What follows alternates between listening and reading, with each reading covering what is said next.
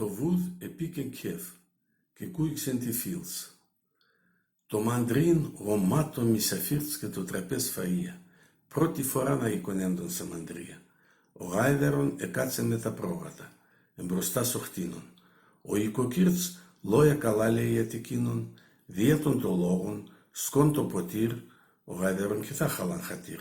Σκούτε αρχινά την καλατσίν, για το κρυθάρ, για το κοκκίν, εν το κρυθάρ χορταστικών, και σαν κοκκία αυτενών, πρέπει το κρυθάρ πολλά να σπέρνε, πώς να θερίζνε, πώς να μεταφέρνε, πώς να φυλάεται, να μιχάτε. Η προγατίνα στο τραπέζ κοιμάται. Το πρόγατον εμέτσεν έντονε στουπίν, και αυτός ακόμα κοιτελέν την καλατσίν. Δε τσάτεψανε την πέλεαν, ποιος εκούιξε να τον κεβεζάν. Ο κόσμος υποφέρ. Τον οικοκύρ συμφέρ, ο γάιδερον εν φίλος, ο γάιδερον ες τιμήν, ες κύρος, εν τρανός σ' όλα τα μπάρια όπου φυλάγονταν κοκκία και κρυθάρια.